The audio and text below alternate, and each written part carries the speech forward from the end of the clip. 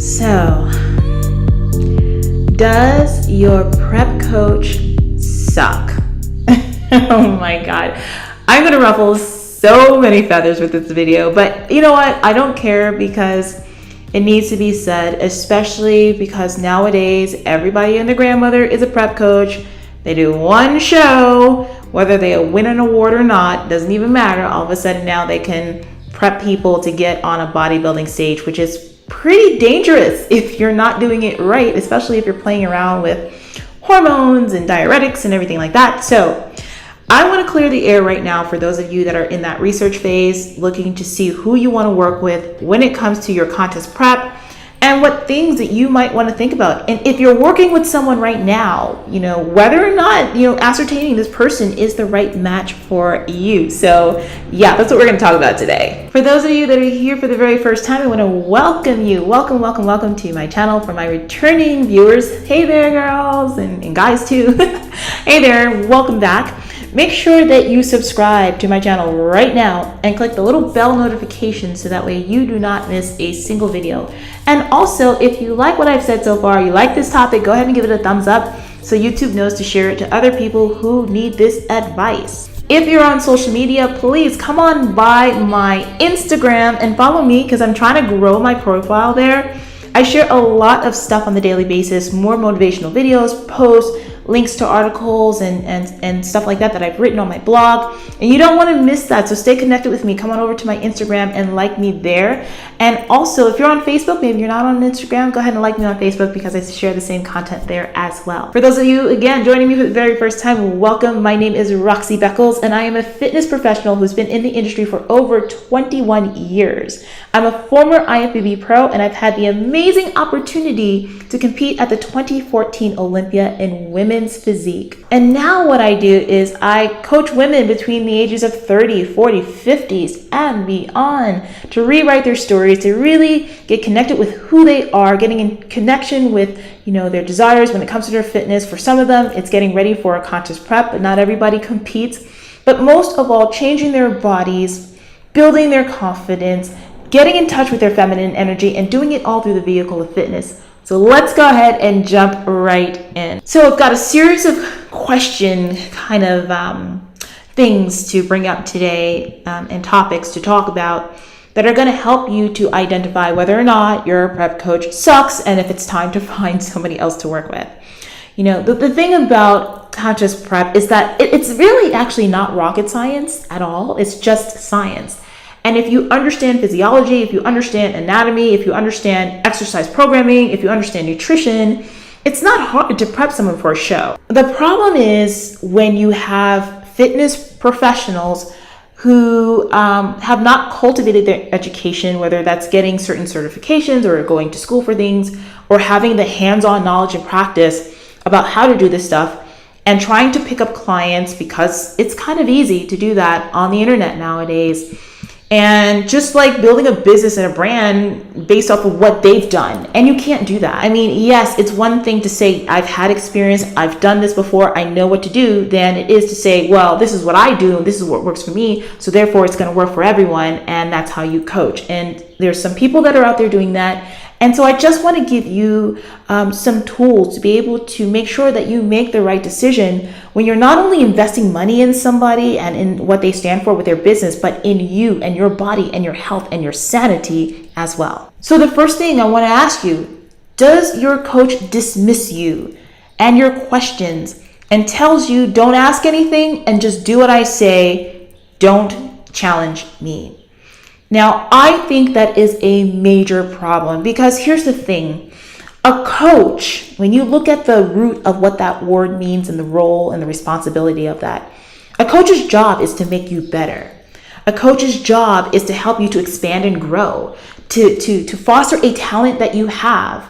In this case, your genetic potential and your ability to bring your best to the stage, and to give you the tools that you need to have to be able to do that successfully, to follow the program successfully, and to grow in the process. Too many people take the word coach and they just throw it out the window. And I hate the word coach now because like everybody's a freaking coach, but nobody is coaching. So if you ask your coach a question and they're unwilling to ask you, or they don't have an answer, that the answer is just do what I say, that's a red flag. That's a red flag, because for everything that a coach is asking you to do, they should have a reason why and be able to tell you that reason why, so that way you can execute what they're asking for confidently. The more you know, the better you understand, the better you can execute, the better you can get the results that you want. Does your coach give you a cookie cutter plan that they give to every single client, regardless of body size, body type, stats, gender, fitness levels, and all that stuff? Huge red flag. Or does your coach give you the plan that they followed themselves and tell you to follow what it is that they did when they prepped? Bigger red flag. So here's the thing. For the sake of efficiency, there are certain things that I really believe can be done by a multitude of people. For instance, in my coaching practice, and my clients know this very openly, I have a database of workout programs. Like, I have over 900 actual workouts that I have created over the years, that when I look at a client's body and what I need for them to do, I can go ahead and look in my database, maybe all the chest exercise workouts that I've done, and assign certain exercise programs to them for them to do. But no two clients may be on the same program at the same time, and certain aspects of that program I may change and customize for that client. There are some coaches that do that, and that's fine as long as it's disclosed. But the problem becomes when they take a cookie cutter plan without customization. They just pluck it up like, oh, this is your plan, and you follow that, and then you follow that, and everybody's doing the same thing without any individualization. And in the case of contest prep, that becomes a problem, because what you need as an individual is what you need to look your best on the stage. So there has to be a level of that personalization in your approach. So talk to your coach and find out. And if you find out that everybody is doing the same dang thing, then you might want to seriously consider whether or not this is the right approach for you. I mean, after all, you're not buying like an e-course, or you're not buying like an ebook. You're buying a service that I'm pretty sure was told that it would be more customized and tailored to your needs. And if it's not being delivered in that way to you, then you have a major red flag you need to deal with. Your coach doesn't check in with you.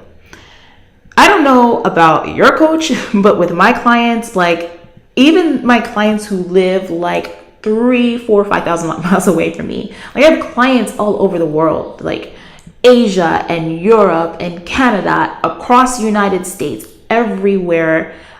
I have been like on different parts of this planet with my services, and every single client will tell you that they have touched base with me. They've talked to me personally. We've had video conferences for my competitors. We've had posing, on camera and all that stuff. We check in via email. There's always a constant rapport and exchange, and I'm always getting on top of them about checking in. If your coach is not putting in that kind of effort, what are you paying for?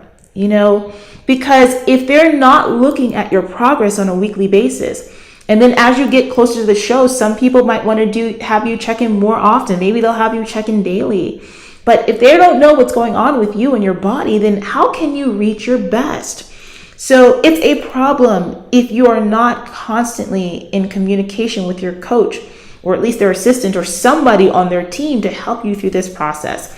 And if you're dealing with that, huge red flag, not okay. Your coach makes you feel like other competitors are more important than you.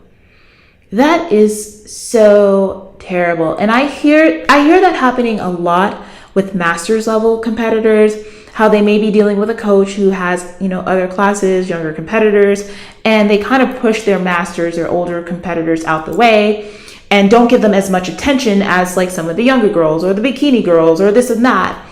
And that is just so demeaning. It's demeaning and it's unnecessary. You matter. You matter. And you're paying this person. So they should be giving everyone the equal amount of attention. And if they can't, that is where they need to be a professional and a business owner and step back. Either cut off the amount of people that you're taking on or bring on assistants who can help you. But you shouldn't be made to feel less important than someone else. To tell you the truth, the masters divisions in these competitions are like serious game. Because by the time you're competing in masters, you have the muscle maturity and the density to really bring a solid and formidable physique to the stage. In fact, many of the pros that you see on stage are actually masters level competitors. They may or may not compete in the masters classes by choice. So if you're made to feel like you're not important than someone else, and even if you're not masters, if you're an open level competitor, maybe your coach doesn't feel like you have the genetics of, the next person who's like a genetic specimen, so they pay less attention to you. Know that that's not okay. And if you're getting that kind of treatment, you may want to consider firing your coach and hiring someone else who's going to invest their time and attention in you. You feel like in your gut, the things that your coach is telling you doesn't make sense. It doesn't feel good for your body, and you're having a hard time following that because you don't trust them or what they're saying and telling you to do. Now, this mostly comes up when you're dealing with those coaches who won't explain anything, who tell you it's their way or the highway, who tell you to suck it up, who tell you that even though you're feeling tired, but not even tired because that's a part of the process, but extremely exhausted, that something is not right, and they keep telling you push it. Maybe your body has plateaued and they're not doing anything to help you to move off that plateau. Maybe instead now what they're doing is throwing 3 or 4 hours of cardio a day at you, and that does not feel right, especially when you have 12 weeks out. Where do you go from there, right? It's like diminishing returns. And if that coach does not listen to you and talk to you, it kind of leads back to that first thing I said, then that's a red flag. Here's the thing, at the end of the day, we're all adults, and you've been living in your body for however many years you've been on this planet. So when something feels good and when something does not feel right. And though you may not understand the intricacies, the intricate nature of competing and the process, especially if you're completely new, that's where asking questions really, really helps. And being able to trust someone else is really important here. And although you don't know the details about how this all works, you know how you feel inside. And if you don't feel good, if this feels like it's really not right for you, you need to do your research to either talk to that coach first to see what solutions they can get for you. Because I fully believe in talking to the people that you hire. I don't believe in just dropping someone and saying, forget it, I don't want to do this anymore. Not unless they're really abusing you in some way. But if this is something that you can actually sit and have a conversation with, I want you to do that first. And then if they don't change, if they don't listen, then you can be out the door. So listen to your body and have the conversation that you need to have to be able to confidently do what it is that you're being asked to do. And make that coach step up and do what it is they said that they would deliver and what you're paying for. And the final thing I'm going to bring up is this thing about experience. Has your coach ever done this before themselves? And have they done it more than once? Okay. Doing one show and earning a trophy, even if it was the overall, doing one single show does not make you qualified to coach anybody in this game. In fact, I didn't start coaching clients on a grander scale, really publicly, until I've actually had a couple of shows under my belt. I was already headed towards the national level. I was already a trainer and a fitness professional for 13 years up to that point. So I had a whole number of years behind me where I was working with people at high levels, athletes and stuff like that in training and nutrition, before I switched my focus to working with folks for contest prep and competing. So there was a body of work behind me already that was solid. Whereas when I switched focus to competing, I had the experience. I knew what it was like. I coached myself for a while, and then I had others come into the equation, and I was coached as well. So I've been on both sides of the track. Not only that, I got up to the highest level of the sport. I got to the Olympia, and 90% of competitors will never be able to say that they've done that. So there goes to show that there's an important thing about experience. Now, I'm not saying that your coach needs to be a pro, because there's some pros out there that are just completely crappy coaches. And I'm not saying that your coach needs to be an Olympian at all. But what I'm saying is that even if your coach was just an amateur, They have something to bring to the table, but they've done it several times. And you can look them up on the internet, see their pictures, you can see their placings, you can see video of them and how they were when they are on stage, because the level that they brought to the stage is exactly what they'll be able to do for you. So all in all, do your research, please, for your own health, for your body, and for your sanity. This stuff can get really dangerous if you put all of that in the wrong hands. So just evaluate who it is that you're hiring. And even after you've done it, if you feel like it's not going in the way that you needed to or expected to, don't be afraid to have a conversation with your coach. Always be professional. Bring your concerns to them so that way they know, so they can become better coaches themselves, and they know what they need to do to help you. Don't sit in silence ever. Send them an email, get on a call, do whatever it is that you need to do to feel like you can trust the process, because I'm pretty sure you like this person. It's not that they're scums of the earth or anything. You just need to have a little bit more communication with them in order to do what it is that you need to do confidently. And then after that, if you get through that process and you feel like it's not going to work, it's still not working for you, or you're just ready to move on, then you can go ahead and contact somebody else to see what the possibilities are to work in a better and smarter way. Well, that is it for today. I really hope that today's video was helpful for you. I want to hear your experiences. What are some of the experiences that you've had with coaches, and what advice would you share with other competitors about how they can choose the right person for their needs? Go ahead and post your comments below so we can start a discussion. And listen, if you like what I have to share, if what I have to say with you really resonates with you, and you are at that point where you've had that conversation with the coach, or you're just looking to hire someone right now and you're thinking about doing a contest prep, then I want to talk to you. Come on over to my website, www.rockstarfitness.com/workwithroxy. And you want to go ahead and look at my VIP one-on-one coaching program, because that's where I do my contest prep stuff. And go ahead and watch the video presentation where I tell you about the 4 types of clients that I work with. And you get to see whether or not this is going to be the right type of approach for you.